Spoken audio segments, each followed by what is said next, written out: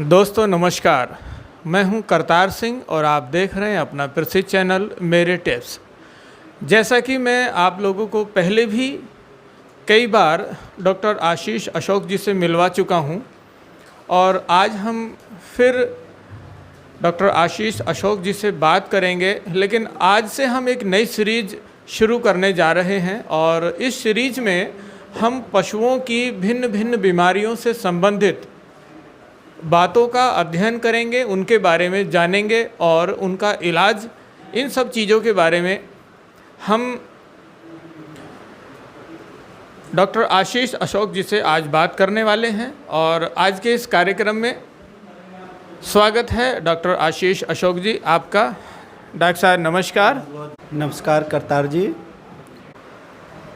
आज हमारे इस कार्यक्रम में मैं डॉक्टर साहब से बात करूंगा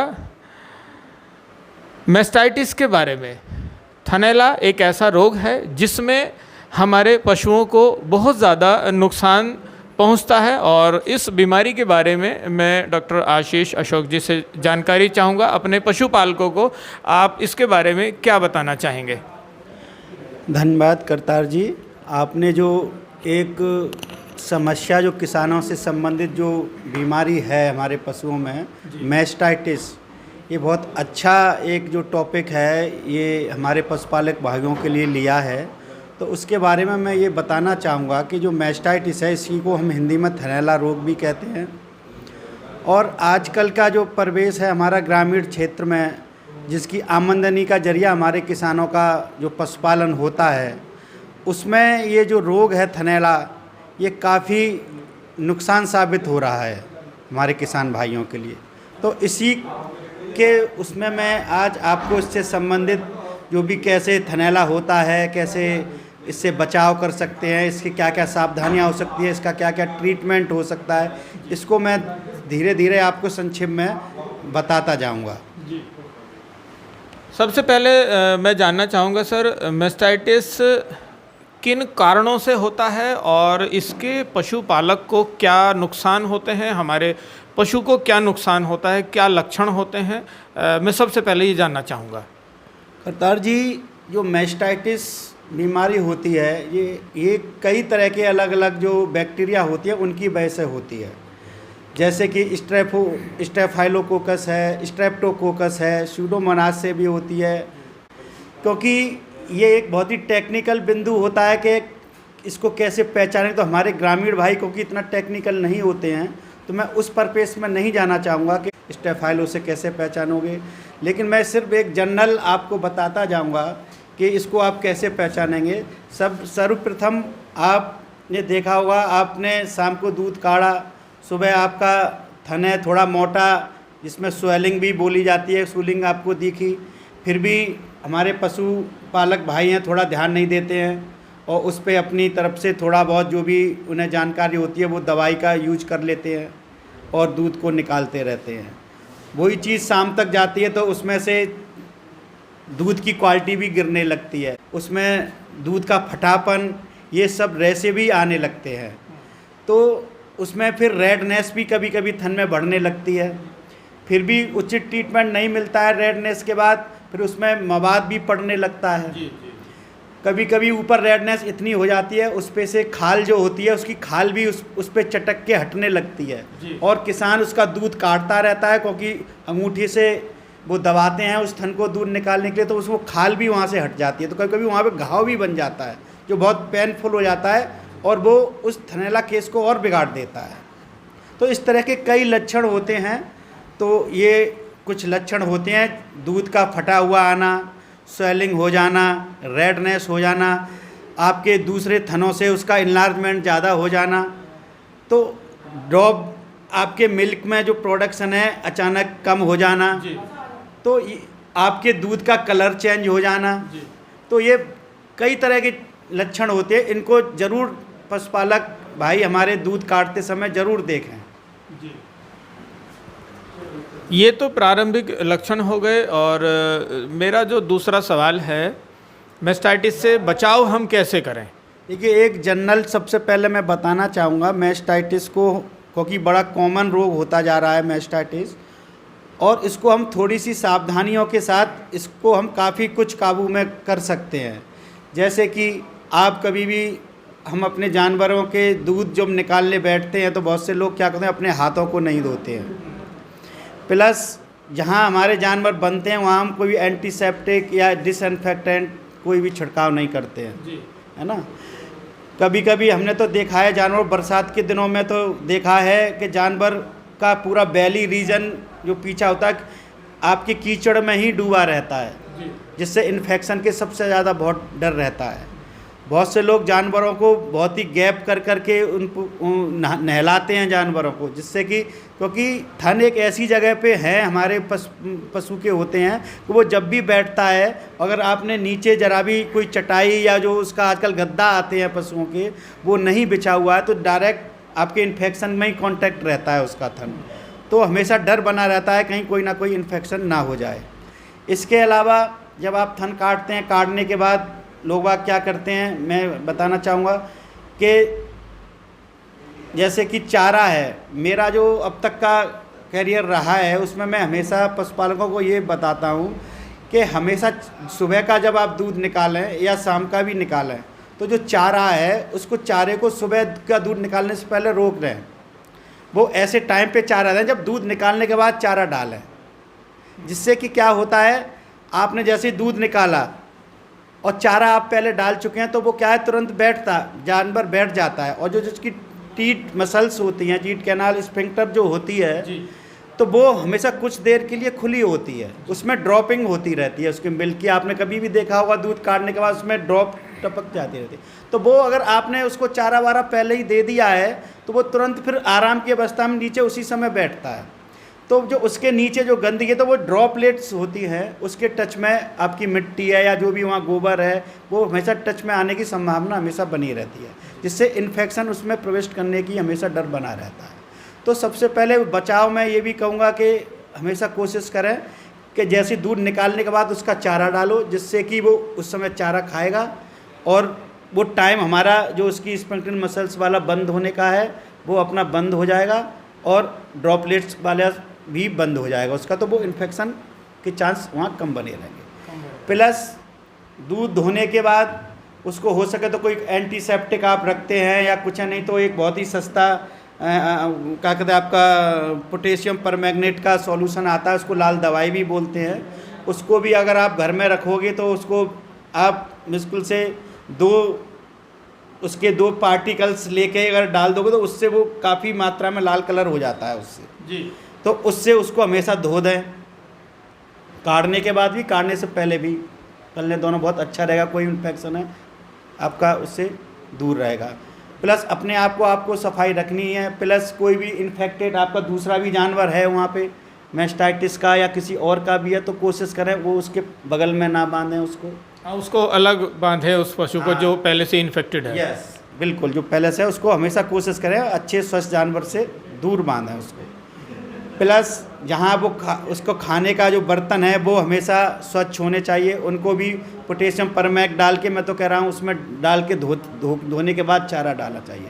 बहुत सी प्रैक्टिस मैंने ऐसी देखी है उसको कभी धोया ही नहीं जाता है, उसमें रोजाना के रोजाना सानी करते रहते हैं उसमें फंगल इन्फेक्शन भी जम जाता है, इन्फेक्शन वगैरह हमेशा होता है। आप कभी भी इस तरह की जहाँ प्रैक्टिस होगी जो जहाँ धोते नहीं, आपने देखा हो जब आप हाथ से उस बर्तन को नीचे करो तो नीचे आपको बिल्कुल सड़ा हुआ सा उसका चारा चिकना सा आपको डिपॉजिट मिलेगा वो उसको। तो इसको आप अच्छा रखें, कोई भी डिसइंफेक्टेंट और एंटीसेप्टिक है उसका वहाँ पे छिड़काव ज़रूर करें। तो ये जनरल सावधानियाँ हैं, इसको पशुपालक भाई यूज कर सकते हैं। ये बहुत ही अच्छी बात आपने कही। और इस बात में सबसे महत्वपूर्ण बात जो मुझे लगी टेक्निकल बात वो ये थी कि जब हम दूध निकालते हैं, दूध धोते हैं तो कुछ देर तक जो थन का मुंह है वो ओपन रहता है, खुला रहता है। तो ऐसे में पशुपालक भाइयों, मैं डॉक्टर साहब की बात को आगे फॉरवर्ड कर रहा हूँ आपके साथ, तो उसमें आपको क्या करना है, आपको ये ध्यान रखना है कि दूध निकालने के तुरंत बाद आपका पशु ज़मीन पर सीधे नहीं बैठना चाहिए। और यहाँ एक बात बहुत ही अच्छी बात कही डॉक्टर साहब ने कि इसके लिए आप चारा उनको बाद में खिलाएंगे तो कम से कम वो इस बहाने खड़ी रहेंगी और अपना चारा भी खाएंगी और वो स्वस्थ भी महसूस करेंगी। तो डॉक्टर साहब, ये तो रही एक सामान्य चीज़ें जिनसे कि हम अपने पशु को थनैला से बचाव कर सकते हैं। और मैं चाहूँगा कि आप एक मोटे तौर पर जो हमारे अच्छे पशुपालक हैं, डेयरी वाले हैं, जो इमरजेंसी में अगर कोई ऐसा कुछ दिक्कत आ जाए तो उनके लिए कुछ दवाई अगर आप बताना चाहें तो मैं समझूंगा उनको एक अच्छा फार्मूला आपसे मिलेगा। करतार जी, क्योंकि थनैला अगर हमारे गांव में ये प्रचलित होता है कि जिस भैंस के थन नहीं वो भैंस कहाँ रही, वो तो एक भैंसा है जिसको हम खिलाए जा रहे हैं, क्योंकि वो हमें कुछ प्रोडक्शन नहीं दे रही है। तो हमेशा थन को बचाने के लिए हमें अच्छा ट्रीटमेंट देना चाहिए, समय पे उसकी डायग्नोसिस हमेशा करनी चाहिए। और एक चीज़ और यहाँ जोड़ना चाहूँगा, कभी थनैला हो भी जाता है तो आप बहुत ही जल्दी उतावले होके अपनी कोई ऐसी दवाई ना यूज करें, जो कि मैं देखता हूँ फील्ड में। आप क्या करते हैं, अगर सूजन होती है तो तुरंत आप क्या कहते हैं फिटकरी और क्या कहते हैं उस पर लगाने लगते हैं, और गर्म पानी का आप छिड़काव उस पर करने लगते हैं। ये दोनों चीज़ हमेशा गलत काम करती हैं, उसमें उल्टा ही इफ़ेक्ट करती हैं। तो कभी भी अगर सूजन की स्थिति में फिटकरी का उपयोग ना करें और गर्म पानी का उपयोग ना करें। हमेशा उस स्थिति में थनैला से जो पीड़ित है पशु और आपका थन उसका सूजा हुआ है, तो कोशिश करें आप ठंडे पानी का छिड़काव करें और बर्फ़ की जो आइस क्यूब्स होती है उससे उसकी सिकाई करते रहें। तो वो थनैला रोग क्या कहते हैं आपका बिगड़ेगा नहीं, जो कि आपके फिटकरी के पानी से वो हमेशा बिगड़ जाएगा। वो उसमें शक्तिपन आने लगेगा, जिसको हम फाइब्रोसिस बोलते हैं, वो बढ़ने लगती है उससे। तो हार्डनेस आ जाएगी, फिर दवाइयाँ भी काम करना बहुत ही कम कर देती हैं उस कंडीशंस में। तो मैं ये सबसे पहले ये भी एक सावधानी है, आप इस तरह की चीज़ ना यूज करें फिटकरी और उसका, अगर उसको पे करना ही है तो आप क्या कहते हैं ठंडे पानी का छिड़काव या बर्फ़ लेके उससे उसकी सिकाई करनी चाहिए। अब ट्रीटमेंट में हमेशा ये है किसी कुशल डॉक्टर से संपर्क करना चाहिए आपको। और कुछ एंटीबायोटिक्स आती हैं, जैसे कि बाज़ार में आती है मार्कोवैक्ट, एक 4.5 ग्राम का इंजेक्शन आता है जो एंटीबायोटिक होता है। अमोक्सिक्लोक्सा प्लस सल्बेक्टम का इसमें मिश्रण होता है।